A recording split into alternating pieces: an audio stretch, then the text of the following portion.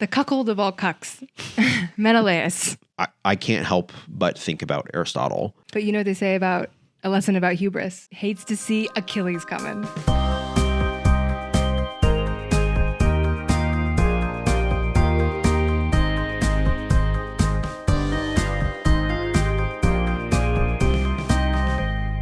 Hello, and welcome to Winnow, a couple's close reading of the Iliad and the Odyssey. I'm Owen Gemmer.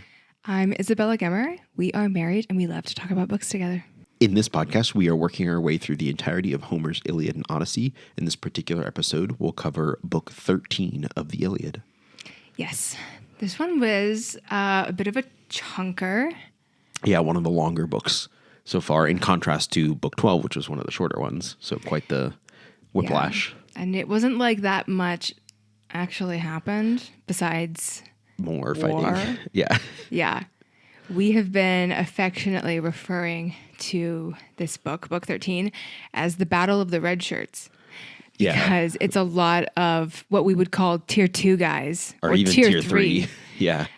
Most of the main characters, right, have been injured or not. So you get a little bit of Ajax, you get a little bit of Hector, you get a little bit of Menelaus, but like no Achilles, no Agamemnon, no Odysseus. Mm-hmm. Yeah, just a bunch of randos who get their moment to go from tier 3 to now, you know, like Idomeneus once was tier 3 and now he's like tier 2. Mm-hmm. Mostly it's the expendables.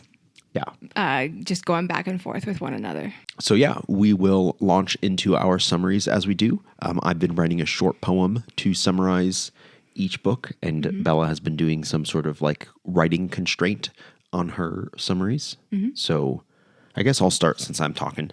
I decided to switch it up again. I've been doing a lot of limericks. Last week I did a haiku, and that was fun to do something different. So I figured I'd try something different again. And I went this time for something actually rather simple, an acrostic, which like first graders do, spelling their names and things like that. But I think they offer an opportunity to obviously like capture a main idea, like what's the one idea that you want to capture, and then to sort of, well, I tried to sort of add some other poetic devices beyond just the acrostic. For glory and for gods, Idomeneus and the Greeks go berserk on the battlefield. Helped on by Poseidon, tides have turned. Yeah. Spells out fight. Fight, fight, fight, fight. Yeah. But as we talk, there are a couple different things that I tried to include in here as like subtle things that I think impact my overall interpretation of the book. Interesting. Which we will get to. Yes. Momentarily. So I have a very short summary because there isn't really like, as we've kind of already hinted at, like plot-wise, there isn't a ton that you need to pay attention to understand the entirety of the Iliad. And it's not really worth listing this person kills this person, this person kills this person. Yeah, because if you're going to list one death, then you might as well like start listing all of them. Yeah. So it's kind of like an all or not at all summary. Yeah. Yeah. So this is very short. And I wrote sentences with 5 or less words. So it's very short sentences. Poseidon gets involved. He rallies the Greek fighters. Idomeneus speaks about courage. He kills many Trojans. A lot of fighting happens. Menelaus has some epic moments.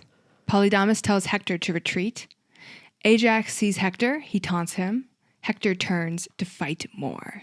Yeah, I'll go ahead, like, if you can tell the angst underlying my voice. I didn't like this chapter, this book, for I think many of the reasons that I've already articulated that I think have sort of come not full circle, but have sort of come to a head here where it feels like to me everything happening is just so dependent on the whims of the gods, right? Like in the last book, we had Zeus sort of like deciding to give Hector the victory to break down the walls. And it's like, all right, well, the Trojans are going to win. And then all of a sudden it's like, Poseidon's mad at Zeus. So Poseidon's going to go and he's going to rally the Greeks. And then all throughout, it's like, you know, we get these constant, like, the spear went through his shield, but Poseidon turned it away so that it didn't strike any vital organs, or these sorts of things. So like, that's why I included the last two lines of my acrostic: helped on by Poseidon, tides have turned, right? Like the tides of this battle are turning not because of the Greeks' own courage, but because of Poseidon's help. Mm-hmm. And then also on the small scale, like people are dying or not dying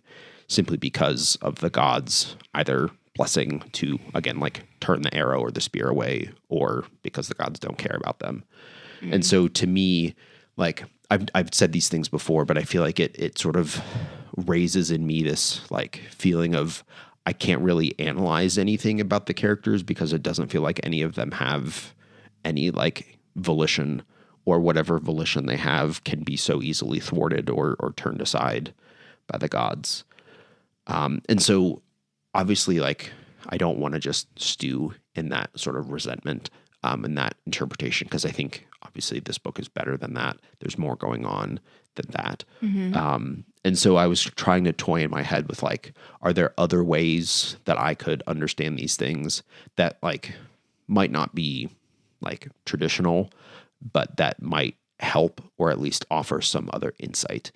Mm-hmm. And I've been playing, and I'm curious, I haven't told you this, but I'm curious what it would be like to read the gods as purely metaphorical and like not quote unquote real at all, but simply like manifestations of different things. Because oftentimes these gods are described as like, chaos wandered on the battlefield, and like they ascribe deity to chaos, but like, what if it is just chaos? Let's get into it, because I think there are a couple moments where I can maybe point to this. And I don't, if you think by the end of this that my overall interpretation doesn't work, I'm not even convinced it does, but I want to kind of play with it. Yeah. So my first response to you would be that I take umbrage with thinking about the gods as metaphorical, because I think that interpreting it as metaphorical, I think it's a very modern concept. As modern people talking about this text, when we say metaphorical, what we mean is that we've separated these two things in our head. We've separated the god from the thing that it represents, I guess. And so when, like you say, chaos wandered on the battlefield, as moderns, we can just say, oh, chaos as in crazy stuff is happening on the battlefield. Mm-hmm. Instead of there is a force that represents chaos. Right. Or even inspires it, that has wandered onto the battlefield. Mm-hmm. I just think that the Greeks did not think about it as separate things. Right. I think that it's beneficial to try in your mind to not separate them. Right. But do you understand my complaint that, like, if we do understand these forces as real entities, that then the humans have no volition? Like, do you get that? Like, if Zeus is real and all these things about Zeus, like, if we're taking them at face value, then, like, free will doesn't exist. I know what you mean. I do want to put forth the way that you're coming at it is much more of a modern take, that, like, that I have control over my emotions, and I have control over the way that I react to things. But I'm not even talking about emotions. I'm talking about, like, whether I die or not. Like, the spear's flight is not a mathematical thing because Zeus can just, like, nope, oh, arrow's going over there now. That, like, physics doesn't even exist. This is just really bringing out some differences between us. Whereas I definitely, in my real life, I practice, you could say that I practice magical thinking. And I've gotten to a point in my mind that, like, I'm kind of on board, like, literally, with the idea that, not that the Greek gods exist, but that, like, there are forces out there that can, like, actually tweak the nature of physics for a moment. Or that the laws of physics hold as such because there is something out there literally binding the world together on a moment by moment basis and keeping life consistent for me to live out my days. Yeah. No, I think in many ways I'm with you there, but I think our shared view on those things is only possible with a benevolent God. Yes. And like an omnipotent one singular God, not this sort of like true. panoply of petty gods who all have different ideas. And I think there's a huge difference between like a Christian worldview of one benevolent, omnipotent God who cares for his creation versus, you know, scores and scores of gods with their own petty. Yeah. I do think that like the Greeks were, they were trying to express what their experience was like. And this is the way that they came up with how to do that. Right. Yeah. And so I think maybe you're coming around to kind of what I've been saying and maybe just been saying it poorly. So in the very beginning of the book, so we can actually start talking about it, Zeus has sort of been on the Trojan side for the last couple books and has given them a lot of help. And then we get Poseidon, Zeus's brother, who's like pissed off at Zeus for unnamed reasons. And he's like, I'm going to help the Greeks. And he sort of like comes from the ocean. There's this grand description of sort of his sort of like charging through the water with his horses and all of this. Pretty cool. And then he sort of comes on and it's very clear he takes the form of Calchas. And then Calchas, who is their augur, gives this great speech. And so on the one hand, like my sort of like gods as metaphor, like what if it was just Calchas who was inspired to give this speech? And they're like, oh, that must have been Poseidon sort of inhabiting him. But again, like, what if it was just Calchas, who, was inspired by Poseidon, but like, it's just Calchas in that case? I think as readers, like, I don't have to decide. I think that's maybe the difference between you and me, I guess, is that I'm okay with being like, could have been either one. Yeah, and I guess maybe for me, like, part of this is like, the Greeks at the beginning of this book are in such dire straits that like their gate has been broken down and the Trojans are like literally right there. There's part of me that's like, why do they even need inspiration? Like if they aren't inspired to like fight to the death right now, like, come on, like this is the moment. Like it feels kind of weird that like, oh yeah, we could only have prevailed with Poseidon's help or Calchas's help. Like it feels like, shouldn't you be internally motivated enough to do your very best? I also want to ask, like, why is this Poseidon's undertaking? Yeah, especially because earlier, a few books ago, Poseidon was the one who's really angry with the Greeks because they had built the wall sort of without his blessing or without his permission. Yeah, and so in contrast, he's suddenly, he's putting that concern aside that the Greeks weren't pious enough towards him, and he's just helping them. Right. Yeah. Whereas if we keep the sort of logical chain, he should be on the side of the Trojans who want to destroy the wall, right? Like the Trojans are trying to break down the wall, and so consistently Poseidon would be on their side, but he's kind of flip-flopped, again, seemingly out of spite for his brother. Yeah. It's hard to say which of the gods is the most fickle. Like, which of the gods is the most back and forth on what they're doing. And like Zeus is up there, but I think it's because Zeus is just so slow to act and so slow to put things into motion that he seems like he's not paying attention to anything. But Poseidon kind of does go back and forth a lot. Yeah. On like, on what he thinks. And we'll see that even more in the Odyssey. Yeah, I'm including the Odyssey in my thinking here, and like I think he really kind of is like, I guess I'm angry now. And then all of a sudden he's like, and like, honestly, like that's how the ocean is. Like when you think about it, like it can be extremely calm and still, and it can be extremely unsafe, you know?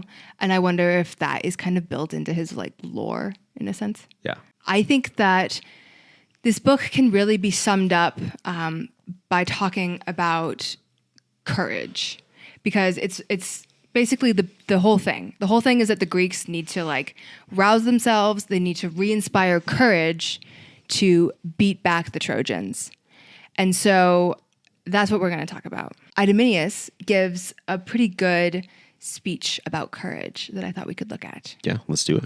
Just as a brief Greek time fun fact, The word in Greek that is pretty universally translated by everybody as courage is andrea, which is also directly related to the word for male, distinct from human. So there's a word for human, anthropos, and then there's like andros and gune as male and female. So oftentimes andrea, courage, can get translated as like manliness. Yeah. So I think when we talk about courage, we're keeping that in mind, that it's not like like how we think of courage, like a universal being brave about stuff. Yeah. Like it doesn't apply. Like we in our world would talk about like moral courage, like the sort of, it takes great courage to stand up to your enemies, but even greater to stand up to your friends or something like that. Like that's not what they're talking about here. Yeah. Or like it takes courage to do the right thing or to stand up at the right moment. Yeah. And that's not the type of courage we're talking about. It kind of is just like machismo. Yeah. Physical, like, Yeah. I will stand here with my sword and maybe die. Yes. Idomeneus gives a speech to one of his buddies, basically just describing the difference between the cowardly man and the brave man. Yes. So the coward's color turns from flushed to pale, and he cannot control his inmost feelings. He squats and hops from foot to foot, his heart pounds in his chest as he imagines death. His teeth are loudly chattering. But meanwhile, the brave man never changes his color and never feels excessively afraid. When he first joins the ambush with his comrades, he prays to be immersed in dreadful fighting as soon as possible. And then, just a few lines down from that, still in the speech, he talks about basically the difference between being stabbed in the back versus being stabbed in the chest. While you are working on the battlefield, no blow or wound would strike behind your neck or hit you on your back. You would be struck, he's talking to someone, you would be struck upon your chest or belly as you charge forward among the fighters in the front. So I just like that, like, as a good way to, like, as you read descriptions of fighting, paying attention to who gets stabbed, who dies by being stabbed in the front versus who dies by being stabbed sort of in the back or the neck. Also, who does the stabbing in the back and who does the stabbing in the front. And I think that's just a really interesting, like, delineation. Like, are you a manly force that moves forward, or are you a manly force that, or not, are you a cowardly force that turns and, is like not directed in the right direction? Yeah. Yeah. And I think it's also still important to realize that, like, within the context of, like, of the book, the Night Raid was only 3 books ago. And in the context of the plot, the Night Raid was like last night. Like, this is the day. Yeah. And then the previous night was when Odysseus and Diomedes were like sneaking around, stabbing people while they slept, which seems to be very much the sort of cowardly idea there. And so there's, again, within the Greeks, there's this contrast of Idomeneus being like, we must all be courageous, but then like Odysseus and Diomedes being like, we got to do what we got to do. So within this sort of talk of courage, there is obviously, so, I can't help but think about Aristotle.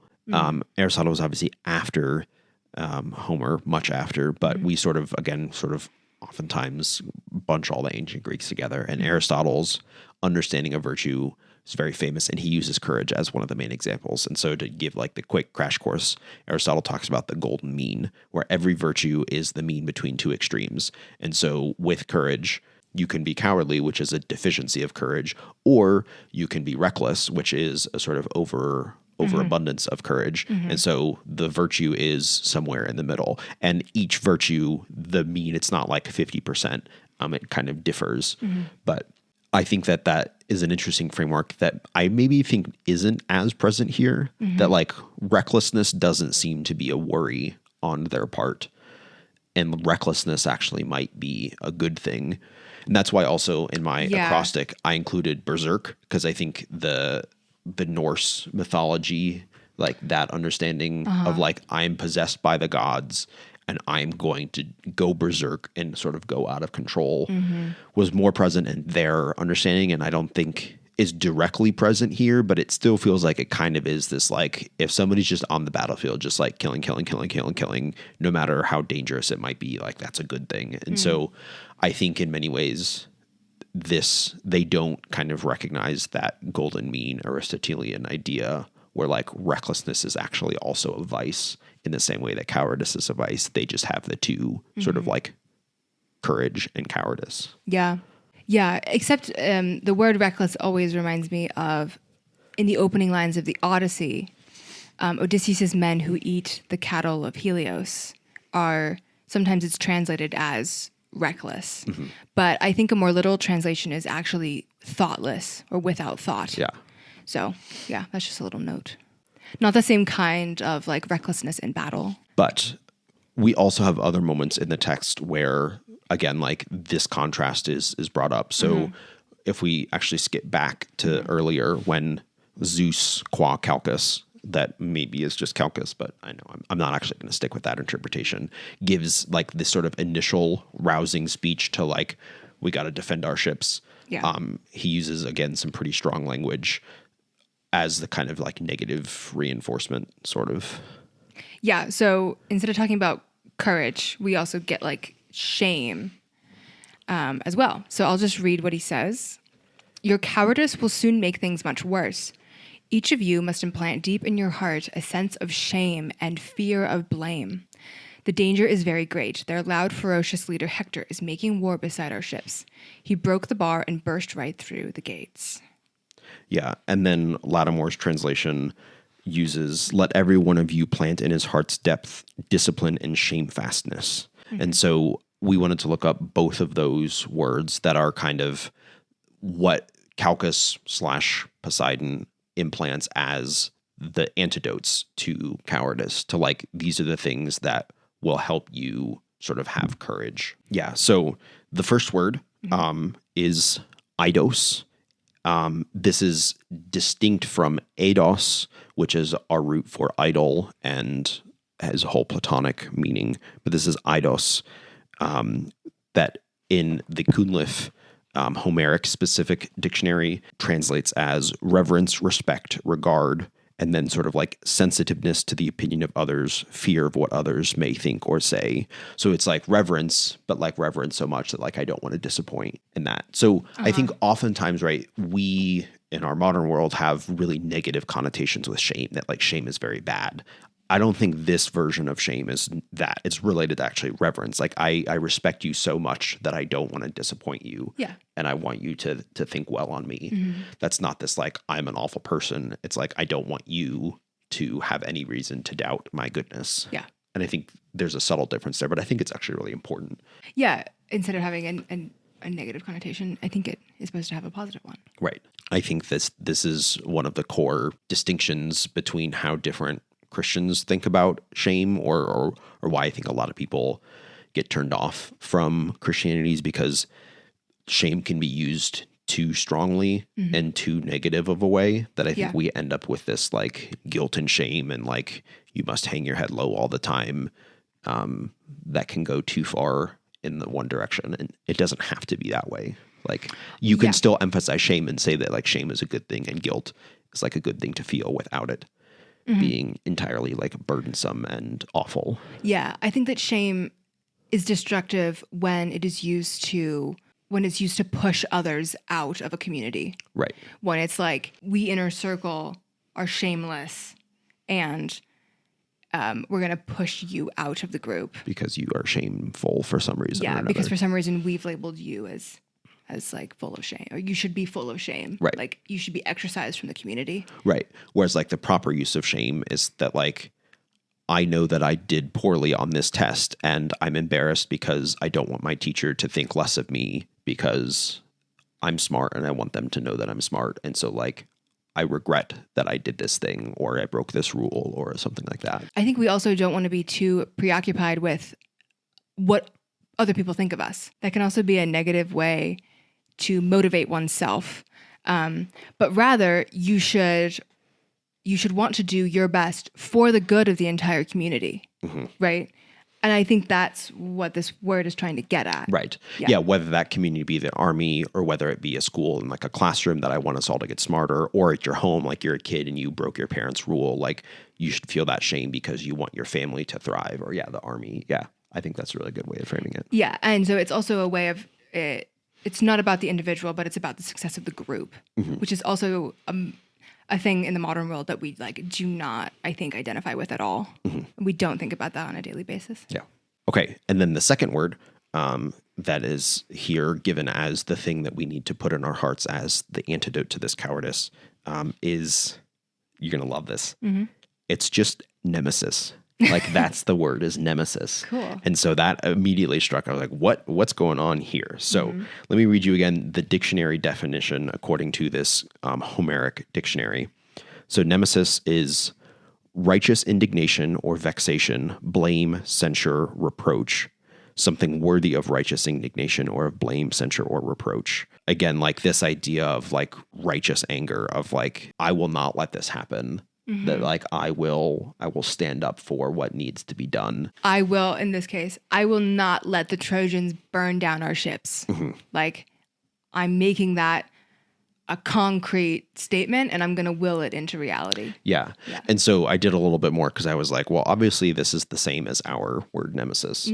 And so like, what's the connection? And I didn't get all the way there. It seems like some of the connection is a little vague / colloquial, but one of the bridges is there was actually a minor Greek goddess named Nemesis, who was the goddess of not like revenge in the like, I have a blood feud with your family, but more like if you exhibit hubris, it was Nemesis who will give you your comeuppance. And so Nemesis was the one who sort of like brought about that which you justly deserve.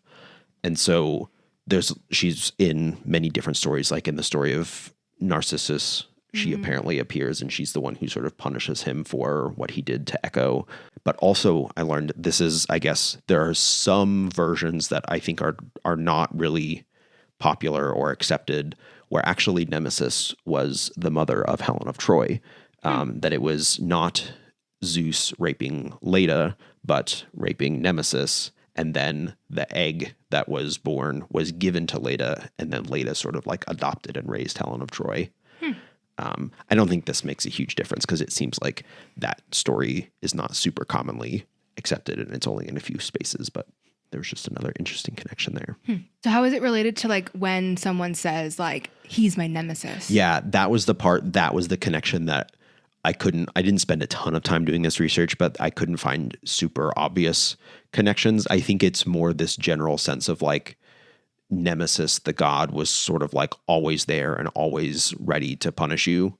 And so like my nemesis is like somebody who's kind of like always there, always waiting for when I slip up kind of thing. Yeah. Okay. That's my best guess. That was kind of what people on the internet were seeming to guess. But yeah, that part of the connection was not directly clear to my, 10 minutes of browsing around. So again, just like with shame, there's this sense of like righteous indignation or righteous anger can seem like a bad thing, can seem like it might sort of lead us to do wrong. But here again, like shame, it actually, when used properly, can help us do what is right because we recognize that like this is a bad thing that has happened and I need to go fix it. Yeah. Like I need to stand firm and not sort of let myself back down from whatever might be happening. Speaking of courage, let's talk about the cuckold of all cucks, Menelaus. Menelaus actually gets, I would actually qualify Menelaus as kind of a tier 2 guy. Whoa. Even though he's kind of the reason the book exists, like the whole story exists, like he really hasn't done that much. He was in the duel, the first duel, yeah? Yep. Well, I think part of that is also Agamemnon has like pushed him down. Like every time he's like volunteered for all the opportunities and Agamemnon's like, no, you're too special. And so he kind of like, special. Yeah. But he gets out on the battlefield and he's one of the ones that isn't injured. There's an epic description. There's a good Homeric simile. Someone's shooting Menelaus with arrows, but he's been blessed by one of the gods so that the arrows just like bounce off of him. And this description is great. As chickpeas or black beans jump off a shovel in some large threshing floor, tossed by the breeze and by the force and effort of the thresher, just So the arrow bounced right off the breastplate of Menelaus, master of the war cry.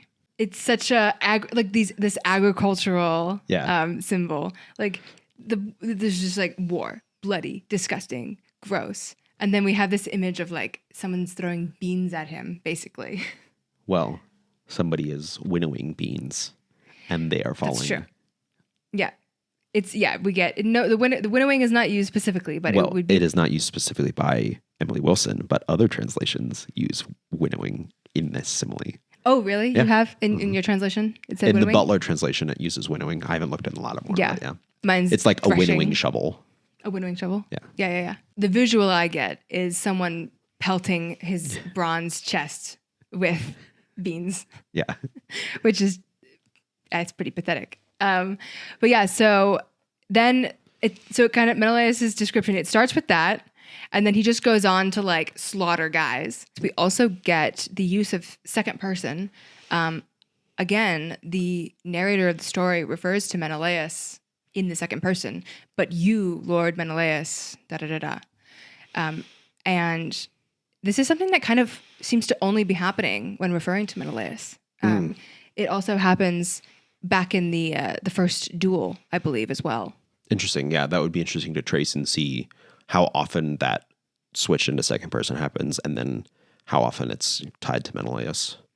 Yeah, because I do find it to be this interesting, like, oh yeah, like this story is kind of supposed to be about him getting vengeance, getting, Helen back and these kinds of things. Menelaus slaughters people.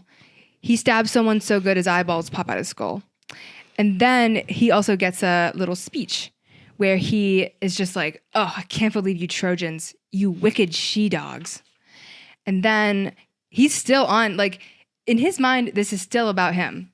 You stole my lawful wife away from me and also took a large amount of treasure. But then he goes on, and I think you and Menelaus might have a lot to talk about because he's not just angry at the Trojans, but he also is like, his anger is also directed towards the gods. He says, Father Zeus, they say you are the wisest of the gods and wiser than any human, but you caused all this. You show such favor to these arrogant people, the Trojans, who are willful, uncontrolled, and cannot sate their appetite for war. Right, yeah, because again, like, it seems like the Greeks are the stronger army for the most part on the whole. And so, presumably, if the gods had allowed it, the Greeks could have just, like, come in, taken Helen back, killed a bunch of people, and then left, like, years ago. Yeah, it's kind of an interesting, like, is Menelaus one of the only guys who kind of, like, he's the only one who still is focused on why they came there? Right. And he's, like, the only one who kind of maybe actually sees what's going on? Yeah, but I think, again, it gets back to some of these core arguments that Achilles has been having and that others, like, recognize that, like, right, Achilles' argument is, like, I'm not here for any real reason. Yeah. Because it's not my fight. And a lot of these people are also recognizing that, like, they're here for glory. That's the most they can get out of this. They're not fighting for their wife back. They're fighting for glory, for honor. And, like, many of them are very enticed by that. And that seems to be why they keep fighting, is because even if I'm not going to get that much actual stuff out of it, I will get the glory. But Menelaus actually has, like, real stakes in this. Yeah.